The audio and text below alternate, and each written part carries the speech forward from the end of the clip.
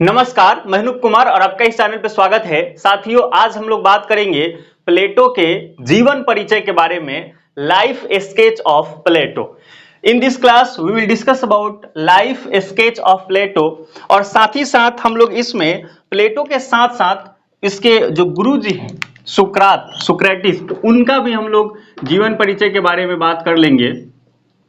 जीवन परिचय, life sketch. इस लाइफ स्केच को अगर हम समझ लें ध्यानपूर्वक, क्योंकि आपको पता है एक होता है संदर्भवाद। संदर्भवाद कहता है कि अगर किसी व्यक्ति के बारे में जानना है, किसी थिंकर के बारे में आपको समझना है, तो आप उसके परिस्थितियों को समझिए। हर व्यक्ति अपने समय स्थान का दास होता है, तो यदि हम उसके परिस्थितियों को समझ लें तो हम ये सोच सकते हैं कि वो कोई विचार ऐसा क्यों बोला होगा। तो परिस्थितियां, उसके जो लाइफ स्केच होते हैं वो बहुत इंपॉर्टेंट होते हैं। तो इस वीडियो में हम लोग यही बात करेंगे, लाइफ स्केच ऑफ प्लेटो, और साथ ही साथ सुकरात की भी इसमें चर्चा हो जाएगी। और after that we will discuss about dialogues of Plato. Plato ने जो कृतियां रचा है, जिसमें बहुत सारे इंपॉर्टेंट उन्होंने बुक लिखा है, तो उन बुक्स के बारे में, बुक्स तो नहीं बोलते, उसको डायलॉग्स बोलते हैं, डायलॉग्स ऑफ प्लेटोज या प्लेटोज डायलॉग्स। डायलॉग्स इसलिए बोलते हैं, संवाद शैली में लिखा गया है। जैसे आपने 5वीं और 6ठी और या 8वीं तक ले आपने पढ़ा होगा, तो ऐसे कोई बुक है इंग्लिश का मान लेते हैं, जैसे राम बोलता है गुड मॉर्निंग रिया, है ना, गुड मॉर्निंग रिया ऐसा, और फिर रिया बोलती है गुड मॉर्निंग राम, ऐसे चर्चा होती है। एक व्यक्ति बोलता है, फिर दूसरा व्यक्ति बोलता है, फिर तीसरा, फिर ऐसे चौथा, इस तरह से एक दूसरे से चर्चा होता हुआ संवादात्मक शैली, डायलॉग्स फॉर्म में अगर कोई चीजें लिखी जाती है, और ये प्लेटो ने जो भी कुछ रचनाएं करा है तो सब डायलॉग्स फॉर्म में लिखा है, इसलिए उसको हम बुक्स नहीं कह के सीधा ही कहते हैं डायलॉग्स ऑफ प्लेटो या प्लेटोज डायलॉग्स। तो यहां पे हम लोग जो प्लेटो के जीवन परिचय और साथ में जो उसके बुक्स हैं वो इंपॉर्टेंट तौर पे हम लोग इसमें देखेंगे। और फिर समय बचा तो हम लोग प्लेटोज के जो स्टडी मेथड है इसके बारे में भी चर्चाएं करेंगे। तो देखिए, हम लोग शुरू करते हैं प्लेटोज के लाइफ जो इसका स्केच है। तो जैसा पिछले क्लास में हमने बताया था आपको कि इसका जो जन्म हुआ था वो 428 या कुछ किताबों में 427 बीसी से लेकर के लिखा रहता है 347 या 348 बीसी, ये बातें लिखी रहती है। मतलब ये उसका जन्म है। और इसका जन्म हुआ कहां था, तो बड़ा साधारण सा इसका उत्तर होता है कि उसका जन्म वहीं हुआ था जहां उसकी मम्मी रहती थी। तो ये तो हमारे जैसे लोग बोलेंगे, आपके जैसे लोग ऐसे ना बोले, आप तो ये बोले कि प्लेटो, है ना। अब ऐसे भी पूछा जाए कि उसकी मम्मी कहाँ रहती है ना उस समय, तत्कालिक समय में, तो वो एथेंस, है ना। तो एथेंस आपको ध्यान रखना है, एथेंस। अब बात आती है एथेंस क्या है, आपने स्पार्टा भी सुना है, आपने स्पार्टा भी सुना है। तो ये जो एथेंस और स्पार्टा क्या है, तो उस समय की जो यूनान था, यूनान है ना, ग्रीक, तो जो ग्रीक है, यूनान है, जो ग्रीक है, इंग्लिश में उसको ग्रीक बोलते हैं, ऐसे हिंदी में लिखते भी हैं। तो ग्रीक जो है, जैसे हमारा देश भारत है, और आपको पता है ईसा पूर्व की अगर हम घटना की बात करें तो ईसा पूर्व में यहाँ पे 16 महाजनपद थे, और उसी के साथ में और छोटे छोटे जनपद भी थे। तो 16 महाजनपद यहाँ थे, लेकिन इस सबको मिला करके बोला जाता था अखंड भारत, यानी भारत उसको बोला जाता था। लेकिन यहाँ पे 16 जो महाजनपद देखा जाए तो 16 के 16 का देखा है तो उसमें लिच्छवी था, मगध था, है ना। तो इस प्रकार के अलग अलग महाजनपद थे। इसी प्रकार से यूनान एक यूरोप का देश है जहां छोटे छोटे नगर राज यानी सिटी स्टेट हुआ करते थे इस जमाने में जब प्लेटो का जन्म हुआ है। तो जो यूनान है वहां पर सिटी स्टेट है, छोटे छोटे नगर राज हैं, और हमारे देश और इसमें अंतर है ना। यहाँ इसलिए क्योंकि ये छोटा छोटा है, जैसे बनारस, पटना, दिल्ली जो छोटा शहर होता है ना। भारत तो पूरा बड़ा, मगध तो एकदम बड़ा था, लेकिन ये जो था सिटी स्टेट वो किसी एक शहर के बराबर था, और स्वायत्त थे, आत्मनिर्भर थे, है ना। उनकी खुद की सेना थी, खुद की शासन व्यवस्था थी, खुद की जो व्यवस्थाएं सब, मतलब आप ऐसे समझे आज की तुलना अगर करें नेशन स्टेट से तो उस समय वो थे। अपने आप में स्वायत्त थे। तो ये छोटे छोटे थे इसलिए सिटी स्टेट इनको बोलते हैं। तो ये जो यूनान था, जो ग्रीक था, इसी में ये एथेंस, स्पार्टा, सिराकयूज ऐसे छोटे छोटे सिटी स्टेट थे। तो उसी एक सिटी स्टेट जिसका नाम है एथेंस, यहां पे इसका जन्म हुआ था। इसकी बचपन के अगर नाम की बात करें तो अरिस्टोक्लीज, इसका बचपन का नाम था अरिस्टोक्लीज, है ना। और प्लेटो को ये जो अरिस्टोक्लीज है बचपन का नाम है, जैसे हमारे देश में गौतम बुद्ध का नाम बचपन में था सिद्धार्थ, इसी तरह से अरिस्टोक्लीज बोला इसका नाम था बचपन का। प्लेटो नाम इसके गुरु जो है सुकरात, सुकरात ने इसका चूंकि जो कंधा था वो चौड़ा था, थोड़ा कंधा चौड़ा मतलब एकदम थोड़ा देह हाथ से हुष्ट पुष्ट, तो इसलिए कंधे चौड़ा वाला यानी प्लेटो इसका नाम उपनाम है। और प्लेटो, अफलातून, प्लाटून ऐसा कहा जाता है, इसका कई नाम हो गए। तो अरिस्टोक्लीज इसका बचपन का नाम है, ये हमें ध्यान रखना है। और इसका उपनाम प्लेटो है जो कि इसके गुरुजी द्वारा दिया गया है ना, जो इसके गुरुजी द्वारा दिया गया है, ये भी बात हम लोग को ध्यान रखना है। और इसके गुरु का नाम है सुकरात, है ना, सुक्रेटिस या सुकरात। तो सुकरात का इस पे बहुत ज्यादा प्रभाव है, इसकी चर्चा हम लोग करेंगे अभी। तो हम तो अभी चर्चा ये कर रहे थे कि इसका जन्म है सिटी स्टेट एथेंस, और अरिस्टोक्लीज इसका बचपन का नाम है। और ये आप डेट, टाइम पीरियड ध्यान रखें, 428 427 ईसा पूर्व में इसका जन्म हुआ है। अगर हम ये पूरा टाइम देखें तो 80 साल लगभग ये मिलता है, 80 ईयर से 81 ईयर्स ये लगभग समय है। कुछ लोग यहाँ गड़बड़ हो सकते हैं, तो आप थोड़ा सा यहाँ ध्यान दें कैसे हम लोग इसको ठीक कर सकते हैं।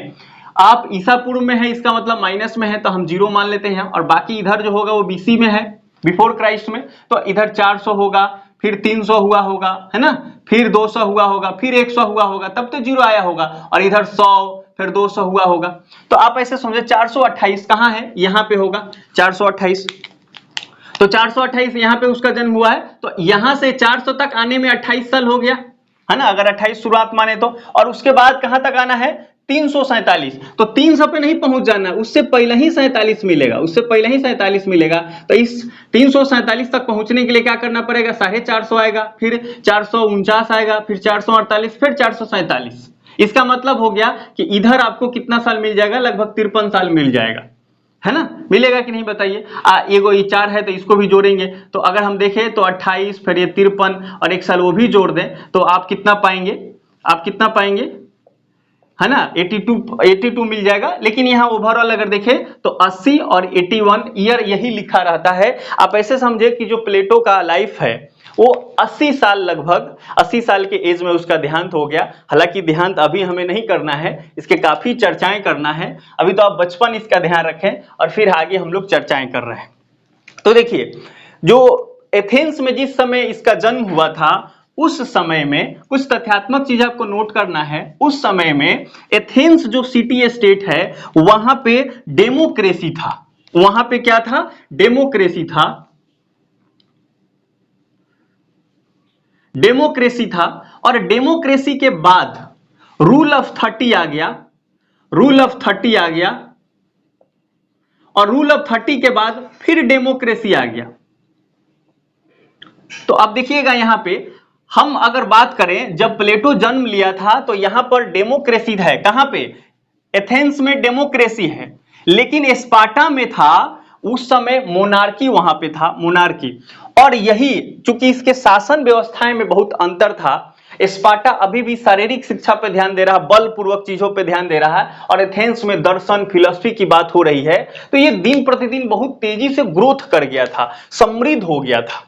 तो स्पार्टा को भय होने लगा ना, इसके इंपीरियलिज्म जो साम्राज्यवादी बातें होती है उसको ध्यान में रख के, तो इसने चाहा कि इसको दबा दिया जाए। अब ध्यान दीजिएगा, यहाँ तो फिलॉसफी दर्शन की बात हो रही है, शारीरिक शिक्षा पर उतना ध्यान नहीं दिया जा रहा, और ये तो पूरा आर्मी टाइप है ये लोग, पूरा अभी भी शारीरिक शिक्षा पर ध्यान दे रहे हैं। तो लड़ाई होगा तो कौन जीतेगा, है ना। भले ही इनका बौद्धिक क्षमता ज्यादा है तो कहेंगे ना लड़ाई करने से क्या फायदा, लेकिन ये तो मरने पीटने में तैयार है। तो इसीलिए इस युद्ध में स्पार्टा की जीत हो गई और एथेंस को हार हुई।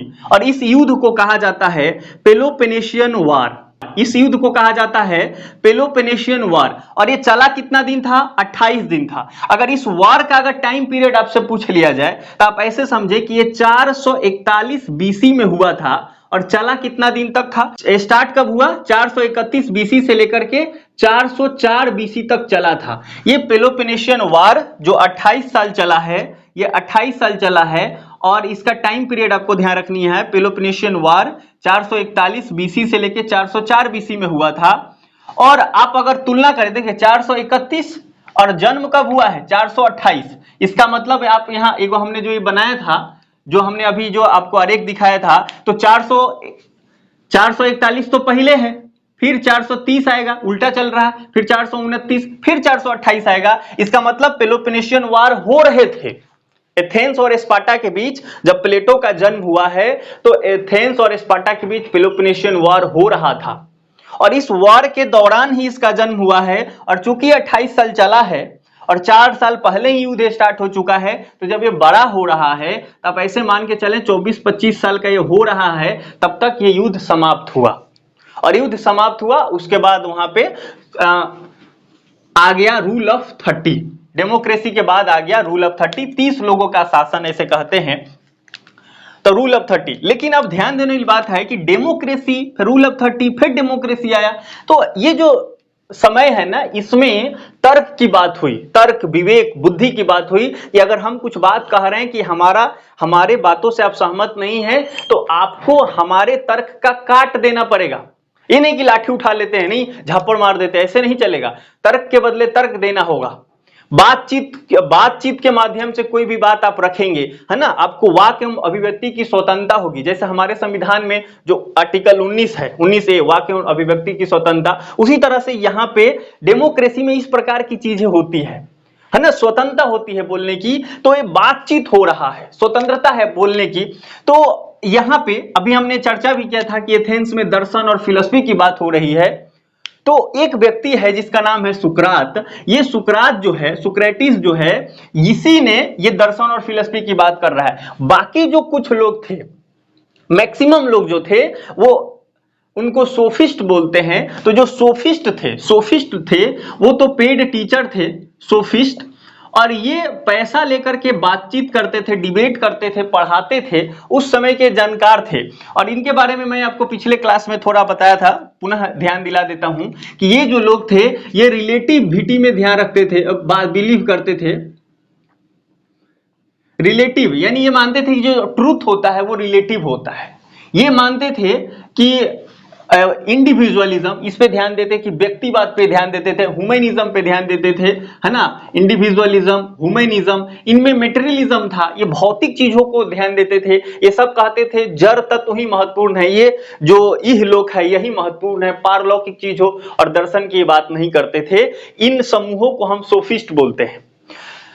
लेकिन सुकरात जो है वो दर्शन की बात कर रहा है, फिलॉसफी की बात कर रहा है, वो आइडिया और फॉर्म की चर्चा कर रहा है, कि इंपॉर्टेंट ये है, हमारे जो विचार है ना, वो विचार ही परिवर्तन करते हैं, विचार ही वास्तव में मूल है, क्योंकि जैसा हम विचार करेंगे वैसा ही परिणाम आता है। भले इंस्टेंट नहीं आता, लेकिन कुछ वर्षों के बाद आता है, लेकिन आता है।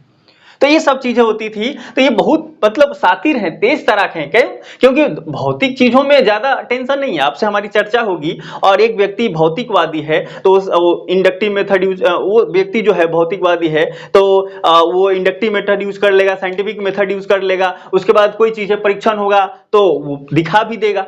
लेकिन जो आइडिया फॉर्म का विचार की बात करेगा, अगर डिबेट हो जाए तो जीतेगा कौन? क्योंकि वो आइडिया फॉर्म भले फ्यूचर में हो जाए, इंस्टेंट तो दिखा नहीं पाएगा। और ये सोफिस्ट और इनसे अगर टकराव हो जाए तो बातचीत में ही कहेंगे हाँ तो तर्क करते के दिखा। लेकिन अगर इनको कहा जाए करके दिखाई तो कहें हाँ देखो ऐसा होता है। तो मेटेरियलिस्टिक में यही फायदा है कि आप इंस्टेंट उसको प्रूव कर सकते हैं, लेकिन जो दर्शन है उसमें आप इंस्टेंट प्रूफ कर नहीं सकते। तो ये बहुत मतलब इस मामले में तेज थे, आप ऐसे समझे।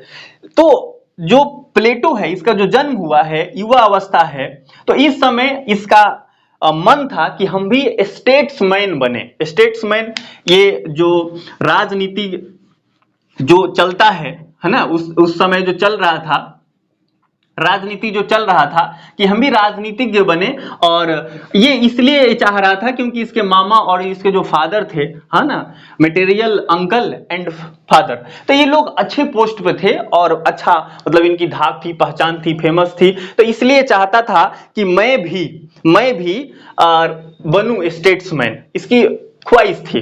तो अब पढ़ना पड़ता है और एथेंस में तो पढ़ाई पे बहुत ध्यान दिया जा रहा है, तो पढ़ना पड़ता है। सब पढ़ने के लिए ये सोफिस्टों के संपर्क में आया, है ना, शिक्षा ग्रहण करने के लिए। और इसका शिक्षा देखिए किस तरह से टर्निंग पॉइंट ला दिया इसके जीवन में। और हम सबको भी पता है कि जो एजुकेशन है वह जीवन में अमूलचूल परिवर्तन लाता है।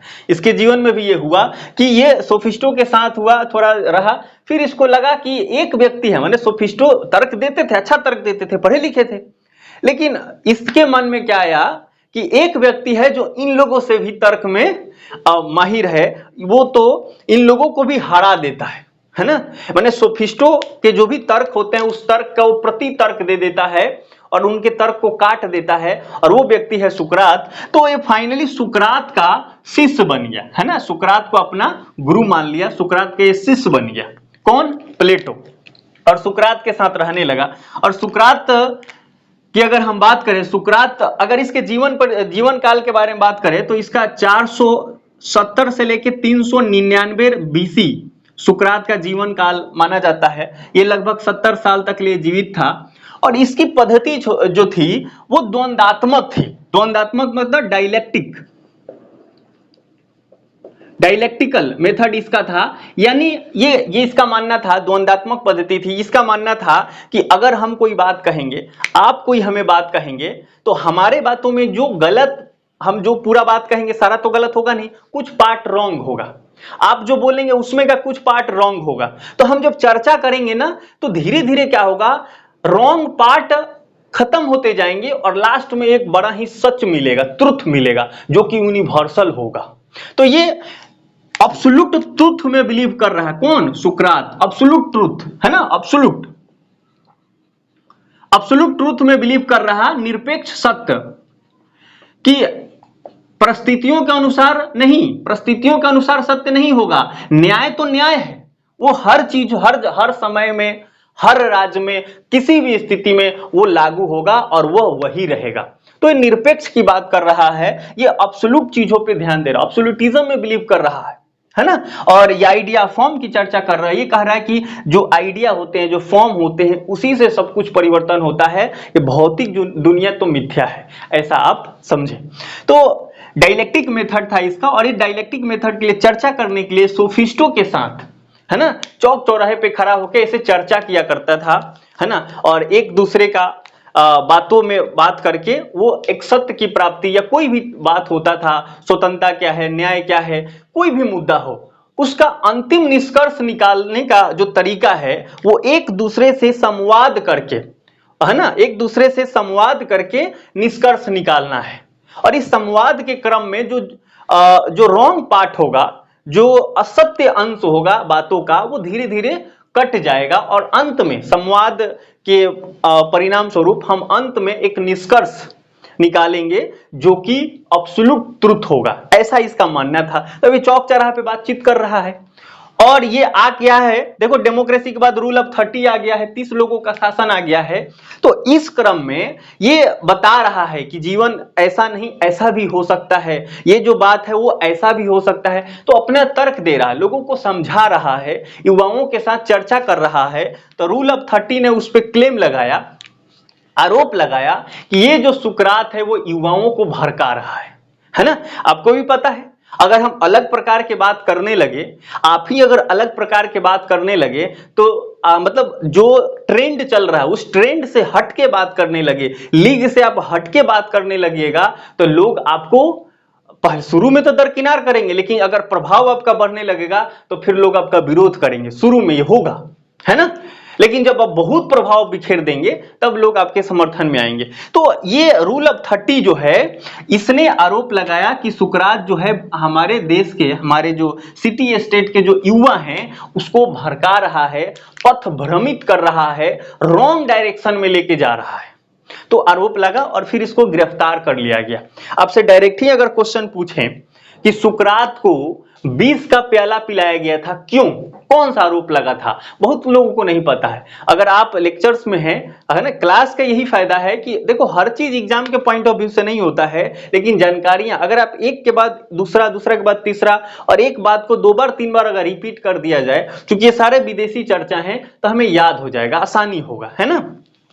तो मैं आपको ये बता रहा था कि रूल ऑफ 30 ने सुकरात पे क्लेम लगाया, सुकरात पे क्लेम लगाया कि ये युवाओं का जो डायरेक्शन है वो रॉन्ग डायरेक्शन, यानी गलत इसको शिक्षा दे रहा है, पथ भ्रमित कर रहा है, ये आरोप लगा इसमें, है ना। तो इसको गिरफ्तार कर लिया गया। अब इसको गिरफ्तार कर लिया गया है और ये जेल में है, तो ऐसा तो है नहीं कि आज गिरफ्तार किया गया कल छूट जाएगा, नहीं, लंबे समय तक रहते। आज जैसा हमारे देश की कानूनी व्यवस्था है उस समय भी ऐसा ही माने। तो रूल ऑफ 30 के बाद जब एक गिरफ्तार ही है, तो कुछ समय के बाद फिर क्या हो गया, रूल ऑफ 30 के बाद डेमोक्रेसी आ गया।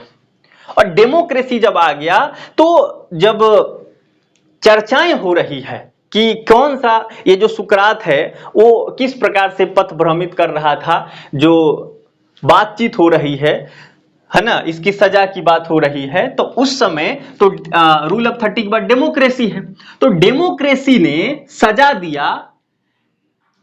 और यहां बातचीत में निकल के आया कि अरे अरे सुकरात तो केवल पथ भ्रमित नहीं करता है, ये तो यूनान के देवी देवताओं को भी नहीं छोड़ता, ये तो नास्तिक आदमी है ना।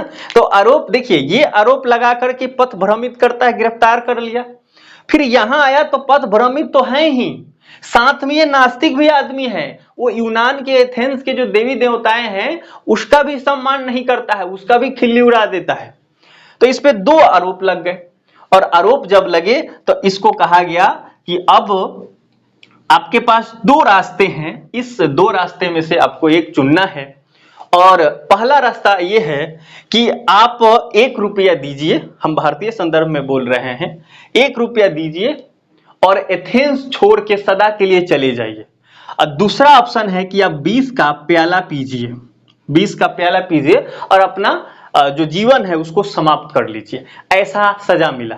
1 रुपया भारतीय संदर्भ में है, आप भारत में 1 रुपया सबसे छोटा यूनिट है मुद्रा में, तो इसी तरह से एथेंस के उस समय जो भी मुद्रा थी उसका सबसे छोटा यूनिट इस पे सजा के रूप में हुआ था कि आप दीजिए सबसे छोटा यूनिट जो भी था, और उसके बाद आप एथेंस छोड़ के चले जाइए। अब ध्यान दीजिएगा, जो सुकरात है उसने क्या कहा, उसने कहा कि अगर हम 1 रुपया दे देते हैं और एथेंस छोड़ के चले जाते हैं तो ये माना जाएगा, इस बात से ये सिद्ध होता है कि मैं गलत हूं या मैं गलत था, मैं सचमुच युवाओं का पथ भ्रष्ट कर रहा था और मैं अंत में भाग गया, तो ये तो मुझे पसंद नहीं है, मैं तो 20 का प्याला ही पी लूंगा।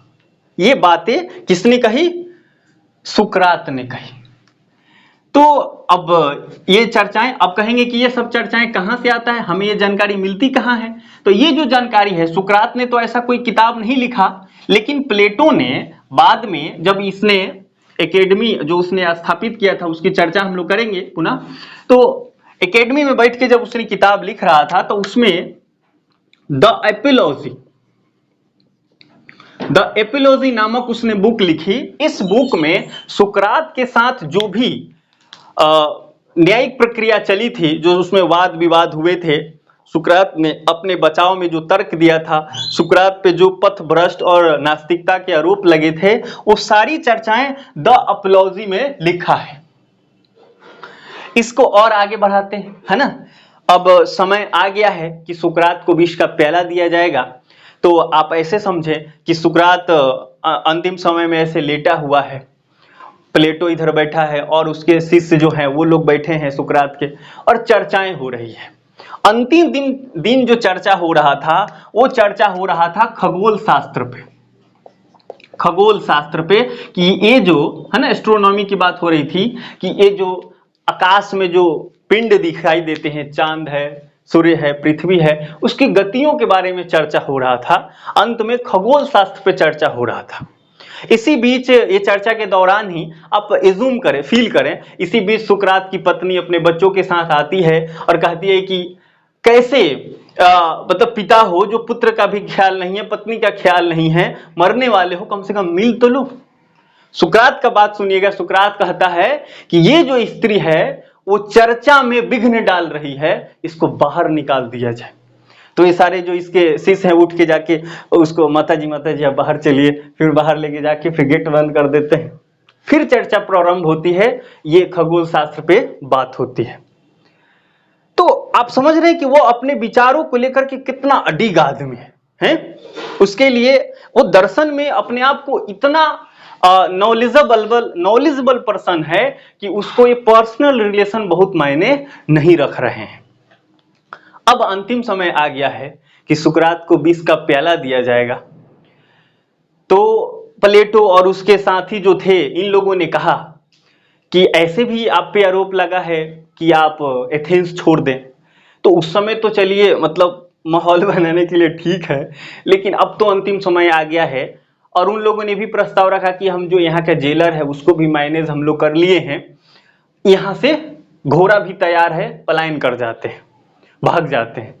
तो ये जो सुकरात है वो कहता है कि नहीं, ये तो नहीं हो पाएगा, और मानता नहीं है, इनके प्रस्ताव को ठुकरा देता है और अंतिम समय में वो विष का प्याला पीता है। फिर सब बोलते हैं कि आप लेट जाइए, तो बोलता है नहीं, मैं लेटूंगा नहीं, मैं जब तक हमारी सांस है तब तक मैं चर्चा करूंगा, जो मेरा मूल काम है मैं उस पर बात करता रहूंगा।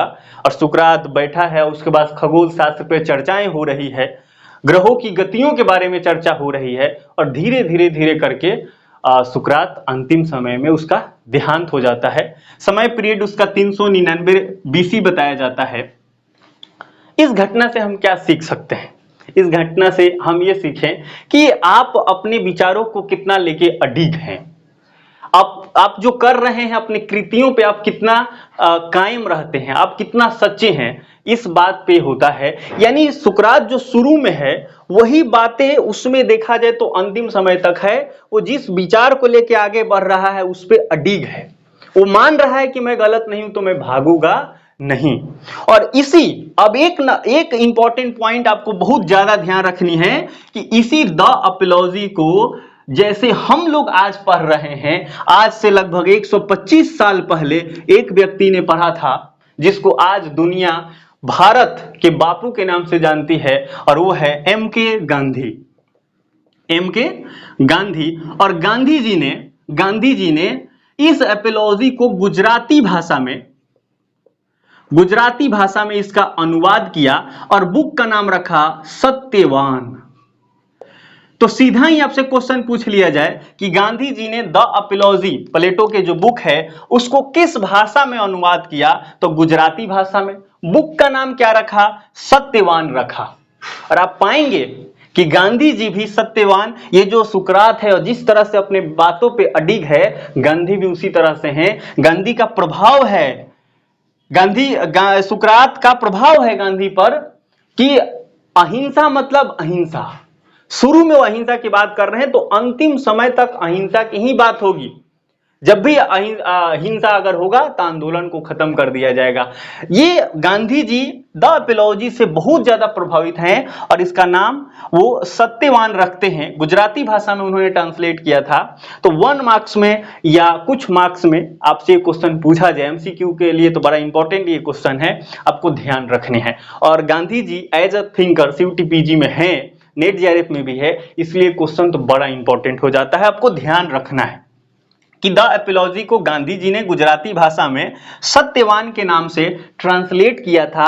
और सुकरात से गांधी जी प्रभावित है, इसमें कोई शक नहीं है ना, अडिग है। तो हम क्या सीख सकते हैं ये दो महान लोगों से, सुकरात और गांधी जी से, कि अपने विचारों पे हम डिग रहें, जो हम सोच के आगे बढ़ रहे हैं वो आगे बढ़ें, है ना, तभी दुनिया हमें याद रखेगी। नहीं तो धारा के साथ बहने वाले को कौन पूछता है, बहने वाले तो बह गए, और गंगा में अगर गिरे तो चले गए बंगाल की खाड़ी में, है ना, फिर अरब सागर में चले जाएंगे, फिर उनको कोई, अब विपरीत दिशा में अगर बहे तब उसका नाम ध्यान रखा जाता है। तो जहां पे बहुत अलग बातें हो रही है, अलग प्रकार की, इसमें सोफिस्ट लोग रिलेटिविटी, ह्यूमनिज्म और इंडिविजुअलिज्म और मटेरियलिज्म की बात कर रहे हैं, यहीं पर व्यक्ति एथेंस में जो दर्शन और फिलॉसफी की बात कर रहा है ना, एब्सोल्यूट ट्रुथ की बात कर रहा है, न्याय की चर्चा कर रहा है, तब उसको आज हम पढ़ रहे हैं। कि विकट परिस्थितियों में वो खड़ा रहा और अंत में वो विष का प्याला भी पी लिया, लेकिन भागा नहीं।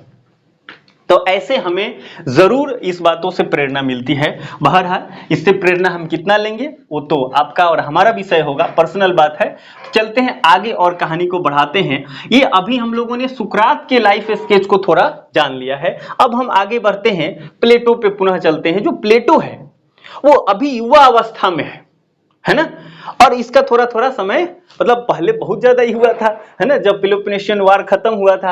अब सुकरात के साथ रहा है, बहुत सारे चर्चाएं हो गई है, तो थोड़ा और इसका उम्र भी कम हो गया है। अब क्या हुआ है प्लेटो के साथ कि ऐसे कहते हैं कि प्लेटो को जीवन स्व सुरक्षा, जीवन का जो स्व सुरक्षा था उसका भय हो गया।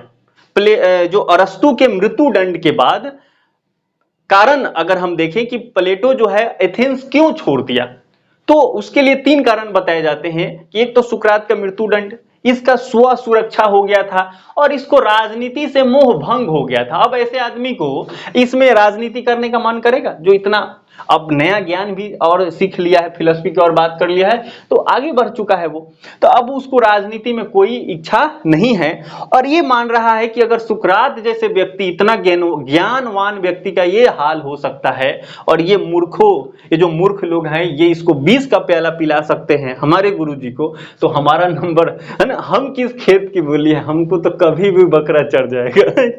तो हमें एथेंस को छोड़ देने में भलाई है। उसने तत्कालिक समय में जो बेटर समझा उसने निर्णय लिया, और उसने एथेंस को त्याग दिया और कहा कि मैं एथेंस छोड़ रहा हूं। और ऐसे प्रमाण के मुताबिक कि 11 वर्ष तक वो एथेंस से बाहर रहा। इसके दौरान वो सिसिली, इटली और साथ ही मिस्र और भी जगह गया होगा, पर ये इंपॉर्टेंट है, ये 3 चीजों की चर्चाएं बराबर मिलती है अनेक किताबों में। तो सिसिली, इटली और मिस्र वो घूमता रहा, भटकता रहा, ऐसे हिंदी में लिखते हैं। तो 11 वर्ष तक ये होता रहा। अब प्लेटो ने जो इस भटकाव में, हमारे भी दर्शन में अगर देखें, भारतीय परंपरा में भटकाव जीवन की प्राप्ति के लिए होता है, तो प्लेटो भी भटक रहा है। तो इस भटकाव में इसको कुछ ज्ञान की प्राप्ति हुई। साथ में सुकरात के साथ जब रहा तो उस समय ज्ञान की कुछ उसकी प्राप्ति हुई थी, सबको मिला के। और बाद में उसने सोचा, ये सारी ज्ञान का परिणाम है कि बाद में सोचा कि अब हमें वापस एथेंस जाना चाहिए। और पुनः ये एथेंस आता है, और एथेंस आते ही इसने अपना एकेडमी स्थापित करता है, मतलब अपना एक संस्था स्थापित करता है, और उस संस्था का नाम रखता है द एकेडमी, यानी अकादमी, एकेडमी है। और इस एकेडमी के गेट पे ही लिखा रहता था, सीधा लिखा रहता है कि रेखा गणित का जिसको ज्ञान नहीं है वो इस एकेडमी में प्रवेश न ले, वो इस एकेडमी में प्रवेश न ले। रेखा गणित मतलब होता है ज्यामिति, और ज्यामिति का मतलब होता है जियोमेट्री। और जियोमेट्री जो है वो तर्क पे चलता है ना, लाठी के बल पे नहीं चलता है, झापर से नहीं चलता है, ये तर्क के बल पे चलता है। इस एकेडमी में वही व्यक्ति आए जिसके पास बुद्धि है, जिसके पास रीजन है, जिसके पास तर्क है, विवेक है। अगर हम कोई तर्क दे रहे हैं तो आपको तर्क के बदले तर्क ही देना है। अगर आप सहमत हैं या असहमत है, दोनों केस में आपको तर्क देना है, यहां अंधभक्ति नहीं चलेगी। तो वही व्यक्ति इस एकेडमी में प्रवेश ले जिस व्यक्ति को रेखा गणित आती है, ज्योमेट्री आता है ना। तो यहीं पे प्लेटो ने अपने अकादमी में ही, एकेडमी में ही उसने बहुत सारे कृतियां रची, जिसके बारे में हम आगे चर्चा करेंगे। आगे हम प्लेटो के जो शेष लाइफ स्केच है उसके बारे में चर्चा कर लेते हैं। तो इसके बाद जो शेष पार्ट है वो क्या है, शेष पार्ट है वो क्या है, प्लेटो ने यहां जो किताबें रची, कृतियां, उसने जो डायलॉग्स का निर्माण किया, तो उसमें उसने एक हम लोग पढ़ेंगे आइडियल स्टेट का हम चर्चा करेंगे। आइडियल स्टेट में सोचा, और मतलब आदर्श राज की स्थापना के बारे में सोचा, और कहा कि इस आइडियल स्टेट का जो राजा होगा वो फिलोसफर किंग होगा। इसने ये जो आइडियल स्टेट है इसका शासक कौन होगा, उसको बोला जाएगा फिलोसफर किंग। और ये फिलोसफर किंग जो व्यक्ति होगा वो 50 साल तक पढ़ेगा, उसका एजुकेशन सिस्टम भी हम पढ़ेंगे। तो 50 साल पढ़ने के बाद सब पूरा फाइनली 50 साल उसके ट्रेनिंग वगैरह सब होने के बाद जो 50 साल बाद जो व्यक्ति बनेगा, जिसको दर्शन शास्त्र का और सर्वोच्च ज्ञान की इसको प्राप्ति हो गई है, इसको शासन करने की अभी इच्छा नहीं है। इस व्यक्ति को कहा जाएगा नहीं नहीं, आप तो ज्ञानवान हैं, आप अगर राजा बनेंगे तो न्याय व्यवस्था स्थापित होगी, तो आप तो राजा बने, इससे रिक्वेस्ट किया जाएगा, फिर ये व्यक्ति राजा बनेगा, है ना। ये होगा फिलोसफर किंग, जिसको राजा बनने की इच्छा नहीं है, लेकिन वो सर्व कल्याण के लिए, कॉमन गुड के लिए वो राजा बनेगा, शासक बनेगा। तो ये फिलोसफर किंग की बात हुई। तो इसने बहुत सारी किताबें लिखी। अब ये जो प्लेटो ने जो द रिपब्लिक लिखा वो ज्यादा इंपॉर्टेंट है। इसमें आइडियल स्टेट और फिलोसफर किंग की उसने कल्पना की, इसके एजुकेशन सिस्टम और तमाम बातें उसने किया है। तो हर फिलोसफर का एक होता है इच्छा कि जो मैं बात कह रहा हूं, जो मैं बात सोच रहा हूं, जो मैं लिख रहा हूं, वो हकीकत में भी हो, है ना। इस मामले में जो जॉन लॉक है वो बड़ा ही खुशनसीब है कि उसने जो भी बात सोचा उसके जीते जी वो लागू हो गया, है ना। कार्ल मार्क्स भी इसमें थोड़ा सा खुशनसीब उसको कहेंगे, ज्यादा कहेंगे नहीं, क्योंकि उसके जीते जी बहुत छोटी मोटी क्रांतियां हुई थी, कोई व्यापक स्तर पे हुई नहीं। लेकिन उसके मरने के बाद उसका जो साइंटिफिक सोशलिज्म था वो क्रांति किया, मार्क्सिज्म, और रिवोल्यूशन हुआ रसिया में, बोल्शेविक क्रांति हुई। तो प्लेटो की भी इच्छा थी कि हमारा जो बात है वो सच हो। तो इसके लिए वो जो सिसिली राजधानी था सिराकयूज की, तो सिराकयूज जो सिटी स्टेट है, यहां पे एक राजा बना था, नया राजा बना था, है ना, जिसका नाम था डियोनाइसियस। तो ये जो डियोनाइसियस जो राजा बना, इसका ये युवा था, इसको इच्छा हुई कि गुरुजी को बुलाते हैं, मतलब प्लेटो को बुलाते हैं और हम बनते हैं फिलोसफर किंग। क्यों भाई? क्योंकि ये जो एकेडमी में उसने जो बुक लिखा है वो बड़ा चर्चित हो गया है और ये लोग मान रहे हैं कि गजब का राजा होगा, है ना, गजबे, बिहारी भाषा में कहें तो ये डियोनाइसियस की इच्छा हुई कि प्लेटो को बुलाते हैं। फिर प्लेटो प्रस्ताव पे जाता है और कहते हैं कि ये 2 बार असफल प्रयास किया। असफल प्रयास क्यों? क्योंकि बहुत प्रयास करने के बाद भी हो नहीं पाया फिलोसफर के। फर्स्ट टाइम में तो ये हुआ कि जब प्लेटो कहा कि अब ये नृत्य गान, भोग विलासिता, ये सब अब छोड़ना होगा, फिलोसफर किंग के लिए तो कुछ नहीं है, पर्सनल प्रॉपर्टी। यहां तक कि फिलोसफर किंग में प्लेटो ने रिपब्लिक में चर्चा करता है कि जो शासक वर्ग है उसको खुद का पत्नी नहीं होना चाहिए, मतलब फैमिली नहीं होना चाहिए, पत्नी तो पूरा फैमिली नहीं होना चाहिए, खुद का फैमिली नहीं होना चाहिए, खुद का प्रॉपर्टी नहीं होना चाहिए, है ना। फिलोसफर किंग वो बनेगा, शासक वर्ग वो रहेगा, है ना। तो अब इसके लिए वो कहा कि ये सब अब छोड़ना पड़ेगा। तो और नीचे जमीन पर सुला दिया होगा। तो क्या सोच रहा है कि बाद में बोला गुरुजी देखिए अभी मैं युवा हूं, इस उम्र में तो ये कंट्रोल नहीं हो रहा है, आप कुछ वर्ष बाद ये करते हैं, मैं थोड़ा, है ना, जी लेता हूं अपनी जिंदगी। तो प्लेटो उसके बाद फिर आ जाता है एथेंस अपने एकेडमी में और अपने जो अरस्तु है इसका जो शिष्य बना, तो उसको ट्रेन कर रहा है, उसको सिखा रहा है ना। डायोनिसियस अब ऐसा कुछ दिन सरफिरा आदमी राजा होता है। फिर इसकी जब इच्छा हुई कि फिर बुलाते हैं गुरुजी को, है ना, तो प्लेटो फिर जाता है ना, सिसिली, ये सिराक्यूज की राजधानी थी सिसिली, जहां ये रहता था डायोनिसियस। तो वहां पे जाता है और फिर एक बार ये होता है, फिर प्रयास होता है। प्लेटो थोड़ा दूसरा बार गया है तो थोड़ा, है ना, कि अब फिर तो बना के ही रहना है, अंतिम प्रयास के बाद में मिले ना मिले, तो थोड़ा किया होगा। तो डायोनिसियस जो है बड़ा गुस्सा हो गया और प्लेटो के साथ बहुत बुरा किया, तो जेल में बंद कर दिया, है ना। तो देखो जेल की जो घटना है वो इसके गुरु के भी जीवन में आया है और जेल की घटना इसके भी जीवन में आया है ना। तो जेल में बंद कर दिया उस, तो प्लेटो बातचीत हुआ, जो इसको न्योता लेके गया होगा, जो कोऑर्डिनेट किया था कि भाई बचाओ यार कम से कम। और आपको मैं बताऊं, इसने तो प्लेटो को दास के रूप में बेच दिया, पैसा लेके। उस समय स्लेवरी सिस्टम था, है ना। तो आपको बताऊंगा मैं जब अरिस्टोटल पढ़ाएंगे, तो स्लेवरी सिस्टम पे अरिस्टोटल का क्या विचार था। उस समय व्यापक स्तर पर अरिस्टोटल के समय स्लेवरी सिस्टम, इस समय स्लेवरी सिस्टम थी। तो उसको एज अ स्लेव, है ना, दास के रूप में डियोनाइसियस ने बेच दिया प्लेटो को। तो जो लेके गया था तो उसने बाद में कि हाँ, प्लेटो बोला कि आप पैसा वैसा कुछ हमको दासता से मुक्त तो कराओ। तो फिर उसको मुक्त कराया जाता है और फिर वापस प्लेटो जो है वापस अकादमी आता है और अब आकर के उसने अपनी अंतिम दिनों में कुछ अंतिम रचनाएं रची और उस अंतिम रचनाओं में द स्टेट्समैन होता है और सबसे अंत में वो लिखता है द लॉज। तो ध्यान ही रखना है द स्टेट्समैन और अंत में सबसे अंतिम इसकी रचना है द लॉज, ये प्रमाण के मुताबिक। तो देखिएगा जो इसका जो रिपब्लिक है, इसका जो प्रथम बुक है, जो रिपब्लिक है, प्रथम बुक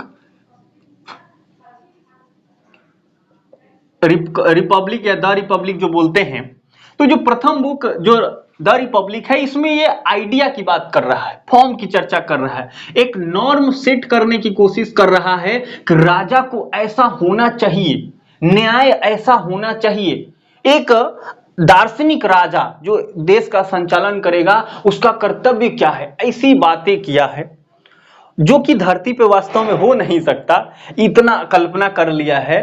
तो इसलिए जो द रिपब्लिक है ना वो यूटोपियन सिद्ध हुआ। प्लेटो ने बाद में खुद ही स्वीकार किया कि जो मेरा जो आइडियल स्टेट है वो वास्तव में नहीं हो सकता, वो तो बादलों में ही हो सकता है, इस धरती पे नहीं हो सकता।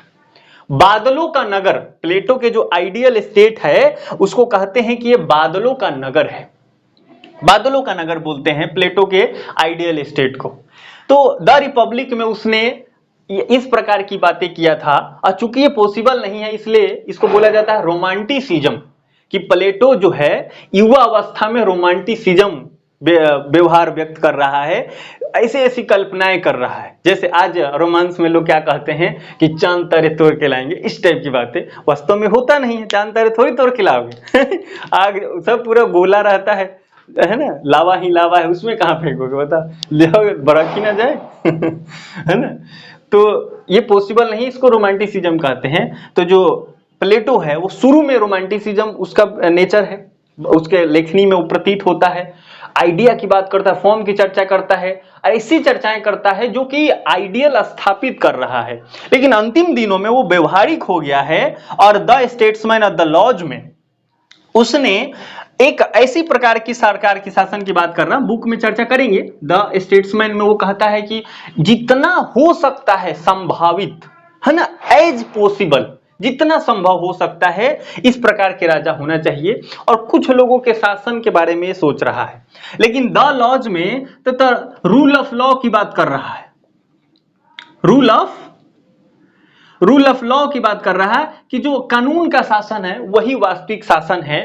ये सब तो ऐसे कोरी कल्पना है जो कि बादलों में हो सकता है, धरती पे पॉसिबल नहीं है। तो ये सारी चर्चाएं हुई और यही सब चर्चा करते करते प्लेटो जो है उसका अंतिम समय आ गया है ना। अब आप ऐसे समझे इसका लाइफ स्केच का अंतिम घड़ी चल रहा है। पर एक बात मैं आपको ध्यान दिला दूं कि प्लेटो अपने जो गुरु है सुकरात, और इस समय ये इतना फेमस हो गया है और इतनी चर्चा इसने कर लिया है कि अपने लाइफ के दौरान इसने एक बात कहा था, उसको आपको सीधा ही ध्यान रखना है, रटना एकदम नहीं है। जब भी आपके सामने क्वेश्चन आएगा तो आप आसानी से बना लेंगे। प्लेटो कह रहा है कि मैं ईश्वर को धन्यवाद करता हूं, थैंक्स, मैं भगवान को थैंक यू बोलता हूं कि मेरा जन्म गैर असंस्कृत यूनान के बजाय यूनान में हुआ। मतलब यूनान को वो कह रहा है कि ये सभ्यता है, बड़ा नॉलेजेबल है, बाकी जो दुनिया है वो असभ्य है ना, उसको कोई ज्ञान नहीं है। तो ये कह रहा है कि गैर असंस्कृत यूनान के बजाय मैं यूनान में जन्मा, दास के बजाय मैं नागरिक के रूप में जन्मा, स्लेव न होकर एज अ सिटीजन मेरा जन्म हुआ है। क्यों? क्योंकि दास को तो कम मौके मिलते थे, नागरिक को ज्यादा मौका मिलता था। फिर कहता है कि स्त्री के बजाय पुरुष के रूप में जन्मा, है ना, क्योंकि स्त्रियों को कम मौका मिलता था, पुरुष को ज्यादा मिलता था। और सबसे बड़ी बात, सबसे ज्यादा थैंक यू इसलिए कि मैं सुकरात के युग में जन्मा, मैं सुकरात के जो समय था उस समय में जन्मा। तो इस लाइन को आप जीवन में थोड़ा याद रखें, कभी अगर सामने आपके क्वेश्चन आ जाए कि ये स्टेटमेंट किसका है तो आप इस बात से तुलना करके आप जरूर पकड़ें कि मैं ईश्वर को धन्यवाद करता हूं कि मैं गैर असंस्कृत यूनान की बजाय यूनान में जन्मा, दास के बजाय नागरिक के रूप में जन्मा, स्त्री के बजाय पुरुष के रूप में जन्मा, और सबसे बड़ी सबसे बड़ी बात, सबसे बड़ी थैंक यू इस बात की कि मैं सुकरात के काल में जन्मा, है ना। तो ये प्लेटो कहता है। और प्लेटो का जो देहांत है वो 348 या 347 बिफोर क्राइस्ट बीसी में इसका देहांत हो जाता है। तो आप कहेंगे सर ये सारी चर्चाएं तो हो गई, इसमें तो इसकी पत्नी ना हुई, नहीं गर्लफ्रेंड है, नहीं इसके बच्चे हैं। तो मैं आपको बता दूं कि यह जो व्यक्ति है वो शादी विवाह नहीं किया है और इतना ज्ञानवान व्यक्ति है, फिलोसफर है, तो आमतौर पे ऐसे लोग शादी विवाह नहीं करते हैं। तो इसने भी अपना शादी विवाह नहीं किया था। अभी किसी को कोई दिक्कत है तो आप बताइए कि क्या कोई दिक्कत है आपको,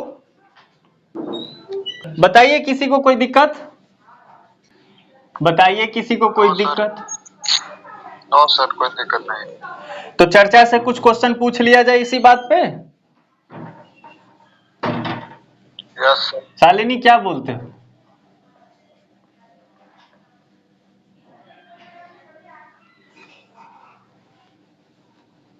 शालिनी, हाँ सर। क्वेश्चन पूछ लिया जाए। सौरभ, शालिनी आप जवाब नहीं दिए। गीतांजलि, शालिनी, हाँ सर। चलिए तो एक दो क्वेश्चन पूछते हैं, देखते हैं जवाब कौन देता है। जिसको भी पता होगा वो अनम्यूट करेगा और फट दे जवाब देगा। तो पहला जवाब ये है कि सुकरात को 20 का प्याला पिलाया गया था, उसको सजा किस बात की हुई थी, कौन सा आरोप लगाया गया था? सर उसका आरोप था कि वो युवाओं को भड़का रहा है सर। हाँ, पथ भ्रष्ट कर रहा है। गुड। और क्या आरोप था? कि वो नास्तिक है, एथेंस के देवी देवताओं का भी सम्मान नहीं कर रहा है। ठीक है गीतांजलि जवाब दो। अब ऐसे तो आप लोग बोलोगे नहीं, जब तक जबरदस्ती पूछना पड़ता है, खोद खोद के तब बताओगे। चलो गीतांजलि अनम्यूट करो। क्वेश्चन है कि प्लेटो के जो कृतियां हैं उसमें रोमांटिसिज्म दिखता है, क्या ये बात सही है? हाँ सर सही है। सही है। चलिए सौरभ बताएंगे। सौरभ आप बताओ कि प्लेटो ने जो अपना संस्था स्थापित किया था और उस संस्था को यूरोप का फर्स्ट यूनिवर्सिटी की संज्ञा प्राप्त है, उसका नाम क्या था? शालिनी आप जवाब बताओ। एकेडमी। ठीक है, ये जवाब सही है।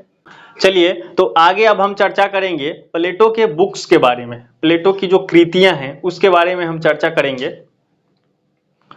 प्लेटो के डायलॉग्स के बारे में, है ना, प्लेटो के डायलॉग्स के बारे में।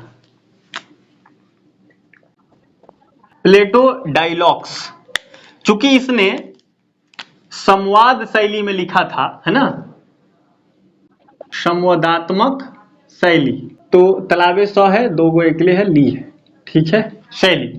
तो प्लेटो के इसको डायलॉग्स क्यों बोलते हैं? क्योंकि इसने संवाद, है, डायलॉग्स मतलब होता है संवाद, वार्तालाप। तो संवादात्मक शैली में लिखा है।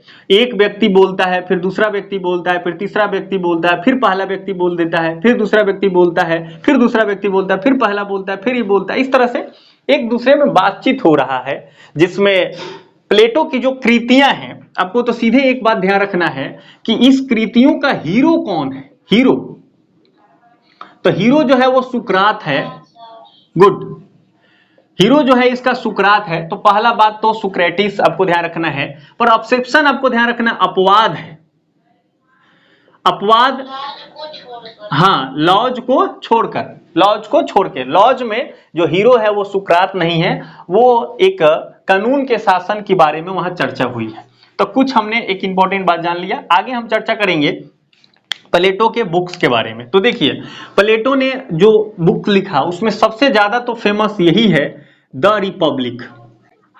द रिपब्लिक, इसको हिंदी में गणतंत्र कह देते हैं, लेकिन ये कहना ठीक नहीं है, है ना। इस पे चर्चाएं हम लोग करेंगे।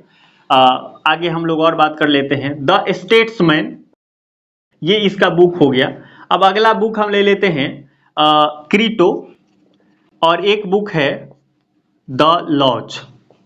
ये 4 बुक है। इस चारों बुक में राजनीति से जुड़ा हुआ, जो हमारा विषय है राजनीति विज्ञान, इससे जुड़ा हुआ बातों की चर्चा है। है ना। लेकिन इसके अलावा भी प्लेटो ने बहुत सारा रचनाएं किया था और प्रमाणिक तौर पे कहते हैं कि प्लेटो ने 28 रचनाएं की है। इससे ज्यादा तो किया था पर वो प्रमाणिक नहीं है कि प्लेटो किया था कि कोई और किया था, लेकिन 28 तो प्रमाणिक हो चुका है। तो क्या 2800 रटे? नहीं सर, 2800 नहीं रटना है, जो इंपॉर्टेंट है वो रटना है नाम, और उसकी थोड़ी सी चर्चा हो जाएंगी। बाकी ये तो हमको विशेष तौर पे आपको ध्यान रखना है। क्रीटो को अगर हम दरकिनार भी करें तो द लॉज, स्टेट्समैन और रिपब्लिक तो एकदम फट याद रहना चाहिए, बुलेट की तरह। जैसे कोई पूछे प्लेटो का कृतियां बताओ, डायलॉग्स बताओ, बुक्स बताओ, तो सीधे जबान से आना चाहिए the republic, statesman, the laws. ये तीन तो आना ही चाहिए, है ना। सपना में भी अगर सोए हो कोई झापड़ मार के उठो बताओ प्लेटो के कृतियां, ये डायलॉग्स तो फट दे आना चाहिए। द रिपब्लिक, लॉज, स्टेट्समैन, ऐसे तीन बातें तो फटाफट निकलना चाहिए। और लॉज आप अंत में ही कहें तो ज्यादा बेटर है, क्योंकि अंत में लिखा था, है कि नहीं। अब आगे आते हैं, अभी हम लोगों ने जीवन परिचय, लाइफ स्केच में हमने आपको द एपिलॉजी बताया था, तो द एपिलॉजी आप ध्यान रखें, ये इसका रचना है। उसके बाद अगर हम बात करें इसकी, तो मीनो की भी चर्चा हो गई। उसके बाद द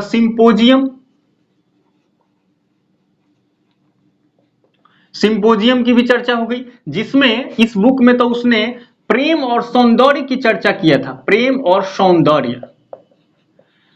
सौंदर्य की चर्चा किया था। पर ऐसे आप ये प्रेमी और प्रेमिका ना समझें। प्रेम का जो अर्थ है वो बड़ा व्यापक है। इसमें वो नेचर से प्रेम और जो भी चीजें हैं, प्रकृति प्रेम, ये सब चीजों के बारे में चर्चा किया है। वो प्रेमी प्रेमिका को तो खुद ब्याह नहीं किया, क्या ही चर्चा करेगा, है कि नहीं। तो द एपिलॉजी, मीनो और क्रीटो, द सिंपोजियम। एक है जॉर्जियस, है ना। तो इस बुक को गॉर्जियस नहीं पढ़ के जॉर्जियस पढ़ना है, वास्तव में जॉर्जियस ही है ना। फाइदो चरमाइंडिस, है ना। तो ये भी इसका एक बुक है। तो जो भी आपको स्टडी मटेरियल दिया गया है, तो ये जो बुक है वो हमारे विषय वस्तु से नहीं है और आपके लिए बहुत ज्यादा इंपॉर्टेंट नहीं है, पर आप एपिलॉजी को जरूर ध्यान रखें। जो हमारे विषय वस्तु से जुड़ा हुआ है वो चर्चाएं आपको स्पष्ट होना चाहिए। तो अगर आप पॉलिटिकल साइंस के विद्यार्थी हैं तो आपको क्या क्या पता होना चाहिए, ये 4 बुक पता होना चाहिए और एपिलॉजी के बारे में आपको पता होना चाहिए। और अगर आप सिंपोजियम याद रखें, अभी कभी मान लो मैच कराने के लिए पूछ दे तो इसमें प्रेम और सौंदर्य की चर्चा है। एपिलॉजी में किसकी चर्चा है? सुकरात के जो आरोप लगे थे और उसके बचाव में सुकरात ने क्या कहा है, तो प्लेटो ने इसकी रचनाएं करी है। क्रीटो में भी सुकरात के जो विष का प्याला दिया गया था उसी से संबंधित चर्चा है। दोनों में एक ही प्रकार की, माने दोनों में अलग अलग बातें हैं, पर इसमें भी सुकरात को विष का जो प्याला दिया गया था उसकी चर्चाएं हैं।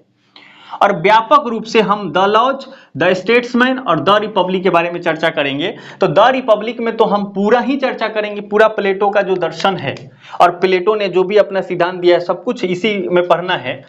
तो हम द रिपब्लिक स्टार्ट करेंगे तो आगे गति बढ़ाएंगे अपना, अब जो भी हमारी चर्चा होगी। अब हम लोग लॉज पढ़ लेते हैं। तो लॉज में तो आपको ये ध्यान रखना है कि रूल ऑफ लॉ की बात करता है।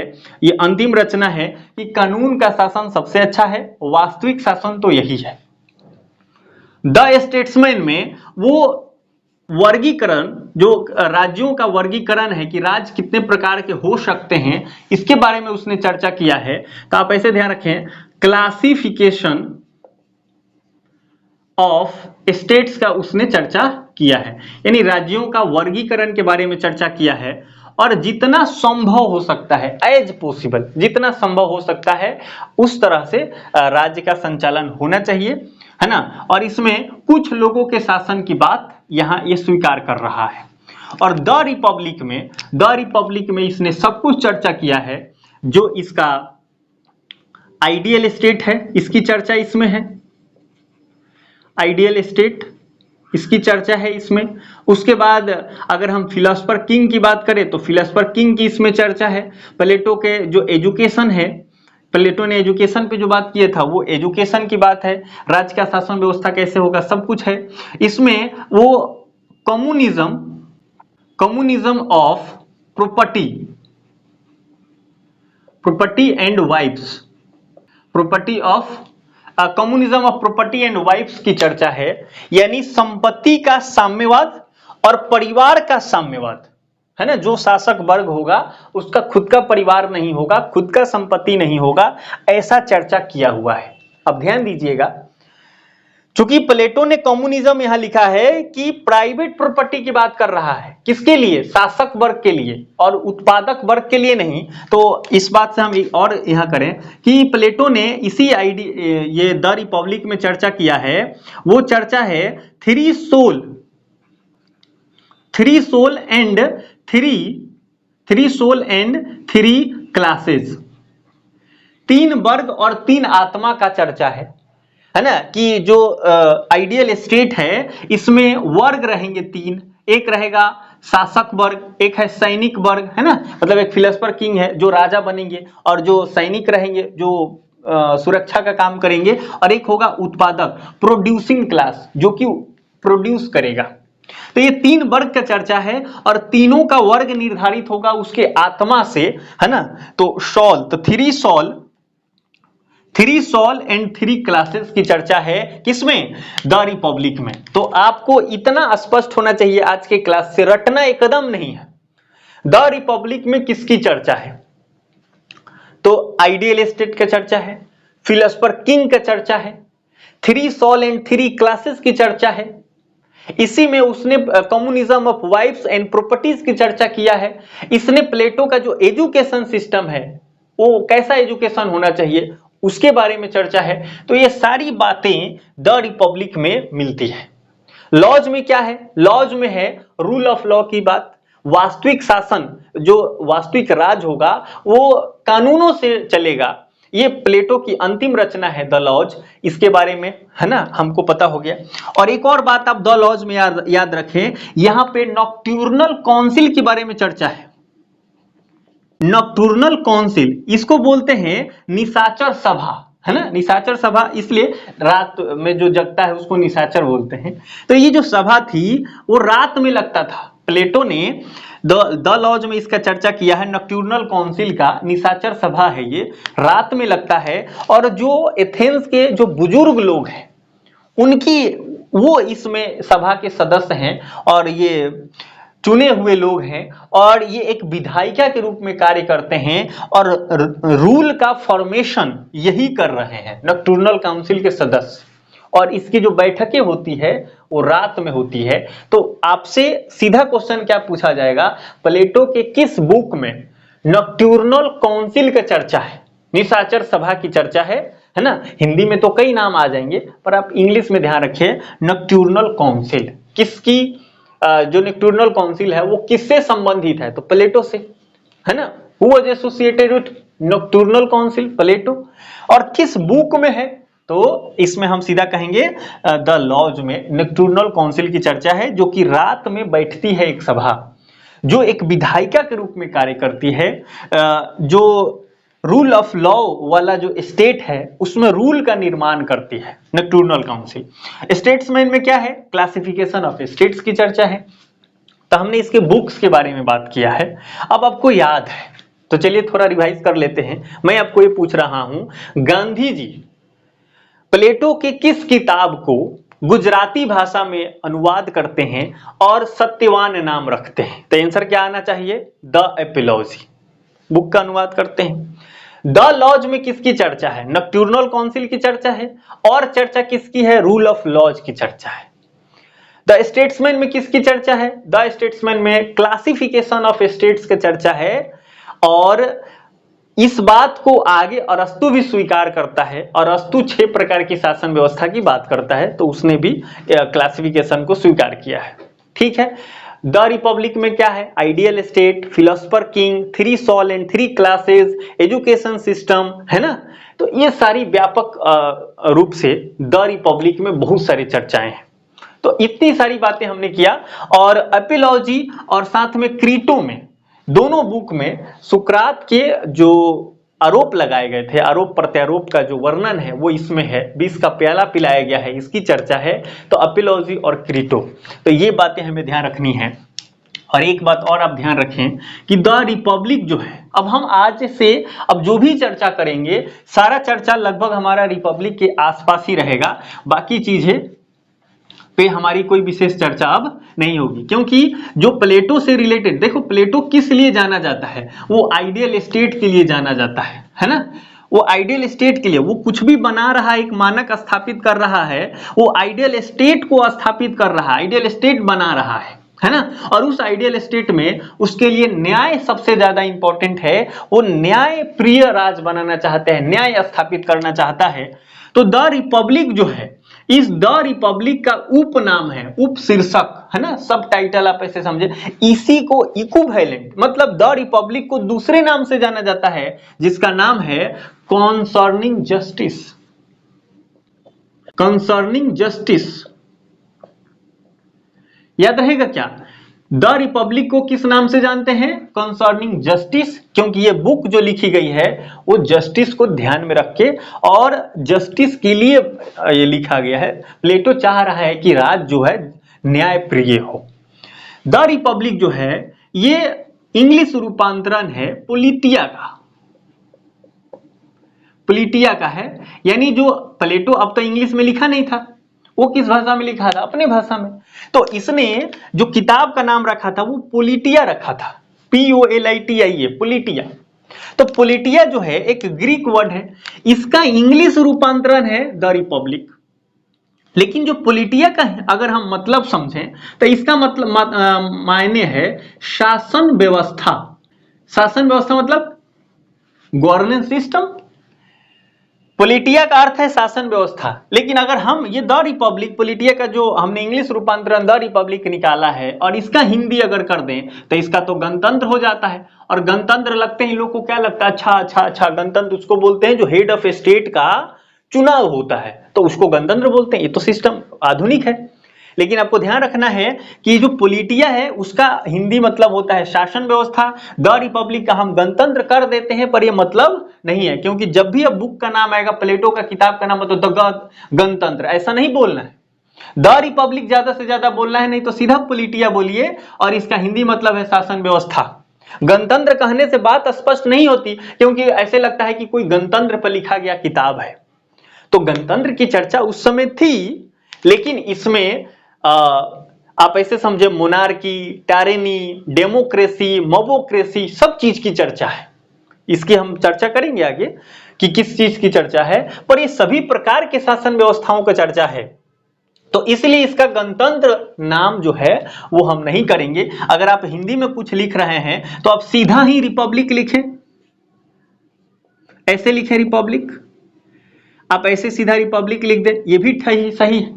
या पोलिटिया लिखें, या सीधा अच्छा रहेगा, इंग्लिश चल रहा है, इंटरनेशनल लैंग्वेज हो गया है, तो आप रिपब्लिक ही लिखें और ऐसे कोट कर दे। हिंदी लिखें या इंग्लिश का पेपर लिखें, कोई भी भाषा में लिखें, आप ये चीज प्रयोग कर सकते हैं। या ज्यादा आपको भय लग रहा है तो रिपब्लिक आप ऐसे लिखें, आप एकदम द गणतंत्र लिखने की जरूरत नहीं है, बचें इससे।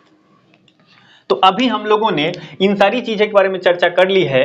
द रिपब्लिक का जो उपशीर्षक है, द रिपब्लिक का जो नाम है, इसको हमने सीधा ही कहा है उपशीर्षक न्याय यानी कंसर्निंग जस्टिस है, जिसमें जो विषय के बारे में चर्चा है इस बुक में न्याय के बारे में चर्चा है, इसलिए इसका नाम है कंसर्निंग जस्टिस। ये जो कंसर्निंग जस्टिस है ये इसका उपशीर्षक है ना, उपशीर्षक। आप ऐसे समझे, जैसे हम कोई चीज लिखते हैं, कोई कहानी लिख दी है बहुत सारा, आज की कहानी का क्या शीर्षक था? लाइफ स्केच ऑफ प्लेटो, तो ये शीर्षक है उसका, है ना, टाइटल। इसी तरह से इसके बदले में और क्या प्रयोग होता है? तो द रिपब्लिक के बदले में प्रयोग होता है कंसर्निंग जस्टिस। आप सीधा ही अगर कहें कंसर्निंग जस्टिस मतलब प्लेटो का रिपब्लिक बुक, है ना, उपशीर्षक आप ऐसे समझें। द रिपब्लिक में 10 अध्याय है, मतलब 10 पार्ट है इसका, ठीक है। तो ये चीज है, आप ध्यान रखें। आगे आपका कोई भी क्वेश्चन है तो आप पूछ लीजिए, आगे हम लोग और अगर समय है तो हम आगे चर्चा करेंगे। सर इतना डीपली क्वेश्चन पूछेंगे बुक से? बुक में तो हम लोगों ने कुछ विशेष डीप नहीं पढ़ा है, हमने केवल यही पढ़ा है प्लेटो का बुक्स, जो कि और आगे हम लोग चर्चाएं करेंगे, तो इसलिए मैंने अलग अलग बुकें आपको ज्यादा नहीं कराया। तो जो हमने आपको कराया है, अपोलॉजी है या फिर और भी क्रीटो, मीनो, ये सब की जो हमने नाम रखा है, ये सब नाम तो आपको याद रहना ही चाहिए, ये पूछेंगे। उन्होंने एज अ नहीं सर, जैसे कि द रिपब्लिक में उसमें बहुत सारी चीजें हैं पढ़ने को, तो इतना डीप मतलब आएगा किसी एक बुक से? देखिए, अगर उसने कहा है सीयूटी में कि आप प्लेटो के बारे में पढ़ें, तो आपको प्लेटो के बारे में पढ़ना पड़ेगा नेट लेवल का, है ना, तब जाके आपका क्वेश्चन नहीं छूटेगा, क्योंकि उसको हम ट्रस्ट नहीं कर सकते वो क्या पूछेगा और क्या छोड़ेगा। ठीक है, आप अगर नहीं पढ़ पा रहे हैं वो अलग बात है, पर अगर आप पढ़ सकते हैं तो आप जरूर पढ़ें। अब आइडियल स्टेट है, फिलोसफर किंग है, उसका एजुकेशन सिस्टम है, तो नहीं पढ़ेंगे तो कैसे चलेगा, पढ़ना पड़ेगा। अब अदर कोचिंग वाले हैं, अरिस्टोटल और प्लेटो का ना बहुत कंफ्यूजिंग है, मतलब बहुत मिक्स हो जा रहा है एकदम। अभी तो अभी हमने जो क्लास चला इसमें कुछ मिक्स हुआ, बताओ? नहीं सर, अभी तक तो नहीं, बट अपने से जो पढ़ रहे हैं ना, मतलब लग रहा है कि मतलब जैसे कंफ्यूज हो जा रहे हैं। ये तो प्लेटो ने कहा है कि ये अरिस्टोटल ने कहा है, बहुत हाँ, तो क्लासेस जब चलेंगी ना तो ये चीज धीरे धीरे हो जाएगा, है ना, कोई दिक्कत की बात नहीं है, कोई दिक्कत की बात नहीं है। क्लासेस चलेंगी तो धीरे धीरे हो जाएगी। और उसने जो कथन जो कहा है वो कथन पूछते हैं डायरेक्ट ही, आजकल उसका ट्रेंड है, नेट में तो ऐसे ही पूछ रहे हैं, तो कौन क्या बोला है ये तो क्वेश्चन पूछते हैं। तो जो बहुत ज्यादा फेमस है वो जरूर आप ध्यान रखें, जैसे आज हमने आपको बताया कि मैं ईश्वर को धन्यवाद करता हूँ, इस टाइप की बातें, है ना। और इसी कथन के रूप में अगर देखें तो जो द रिपब्लिक है, द रिपब्लिक को एक व्यक्ति है, आधुनिक राजनीतिक चिंतक है, जिसका नाम है रूसो। आप नाम जानते हैं, रूसो। ये जो रूसो है वो कहता है कि आप लोग भले माने, है ना, कि ये न्याय पर लिखा गया है, लेकिन मैं कह रहा हूं कि ये तो आज तक दुनिया में सबसे अच्छा बुक लिखा गया है, वो शिक्षा पे लिखा गया है। मतलब सर्वश्रेष्ठ बुक है, किस पे? शिक्षा पे लिखा हुआ सर्वश्रेष्ठ बुक है। और इसी से प्रभावित होके वो द एमिली बुक लिखता है। कौन? रूसो। रूसो, आपको ध्यान रखना है कि द एमिली बुक लिखा है कौन? रूसो, है ना। तो द रिपब्लिक बुक है प्लेटो का, उस बात पे रूसो कहता है कि आज तक का लिखा हुआ सर्वश्रेष्ठ बुक, सर्वश्रेष्ठ ग्रंथ है ये, शिक्षा पे लिखा हुआ सर्वश्रेष्ठ ग्रंथ मानता है। कौन? रूसो। और प्रभावित होकर द एमिली बुक लिखता है। एक ये तो द रिपब्लिक है, हजरत महल एक है, विचारिका है ना। महल ऐसे तो हजरत महल लग रहा है, विचारिका होगी। तो चलिए इसके स्पेलिंग बुलिंग में तो हम नहीं जाते, इतना आप ध्यान रखिए। हजरत महल का कहना है कि जो प्लेटो का जो द रिपब्लिक है ये बड़ा ही महान है कि नहीं महान? तो महान मान रहा तभी तो बोल रहा है। वो कहती है कि सभी लाइब्रेरी को जला दिया जाए, सभी पुस्तकालय को जला दिया जाए, क्योंकि सबका ज्ञान इसमें आ गया है है ना, सबका ज्ञान इसमें आ गया है, इसलिए सभी पुस्तकालय को जला दिया जाए, है ना। तो ये जलाने की बात कर रहा है हजरत महल। ये जो थिंकर है वो ऐसा कह रहा है द रिपब्लिक में इतना ज्ञान आ गया है कि सभी लाइब्रेरी, सभी पुस्तकालय को जला दिया जाए। तो ये कौन है? हजरत महल। ये याद रहे या ना रहे कोई बात नहीं, आपको भूलना नहीं है। कौन? रूसो। क्योंकि रूसो एज अ थिंकर है, तो रूसो की किताबें, रूसो ने क्या बोला है किसको पता होना चाहिए। प्लेटो एज अ थिंकर है, तो प्लेटो क्या किसको बोल रहा है वो आपको पता होना चाहिए, है ना। और आप मन से पढ़ें, क्योंकि जैसे आप ये सीयूटी पास होके बीएचयू अगर आएंगे, संयोग से अगर आप बीएचयू आ गए, तो आपको पुनः प्लेटो पढ़ना है। अब प्लेटो फिर व्यापक स्तर पे पढ़ना है, तो प्लेटो फिर पढ़ना है। तो आप अच्छा से पढ़े रहेंगे तो आपको फर्स्ट ईयर में आपको काम देगा, मतलब फर्स्ट सेमेस्टर में, है ना। और कुछ लोगों को भले कुछ होगा दिखते, तो मैं उनको पुनः ध्यान दिला दूं, आप ध्यान दीजिएगा, है ना। देखो बात ऐसा है कि हमारे सीयूटी के जो सिलेबस है, उस सीयूटी के सिलेबस में इन्होंने लिखा है, थिंकर का नाम दिया है, 9 थिंकर दिया है ना। वेस्टर्न पॉलिटिकल थॉट में 9 थिंकर दिया है, 5 अपने में दिया है इंडियन का। तो ये जो थिंकर है ना, उस थिंकर से रिलेटेड अगर कोई क्वेश्चन आ जाता है आपके एग्जाम में, तो आप चैलेंज नहीं कर सकते कि ये तो सिलेबस के बाहर का है, तो पूछेंगे। और अब तक उन्होंने 3 साल 4 साल में बेसिक बातें पूछ लिया है। तो डर यही है कि वो जाएंगे तो गोता ही लगेगा, धीरे धीरे तो लेवल बढ़ते जाएगा ना। क्योंकि जो बेसिक बेसिक बातें थी मान लो पूछ लिया तो अब इसे फिर पूरा बेसिक पूछ लेगा, मान लो पूछ लेगा। लेकिन एग्जाम में ये होता है ना 10% क्वेश्चन, और अभी हमें नहीं लगता है कि कुछ हाई फास्ट पढ़ाया गया है। अभी कई लोग होंगे, है ना, आप तो अभी मान लो यूजी में आप पढ़ रहे हैं, अभी आपका सेमेस्टर चल रहा है, और ऐसे बहुत सारे लोग हैं जो पहले सीयूटी दे के बैठे हैं। तो सीयूटी वाले तो ये प्लेटो के सारी किताब रट के बैठे हैं, क्या लड्डू है कि नहीं बताओ? लड्डू आवाज सुन पा रहे हो? इसका आवाज नहीं जा रहा है। लड्डू आवाज सुन पा रहे हो?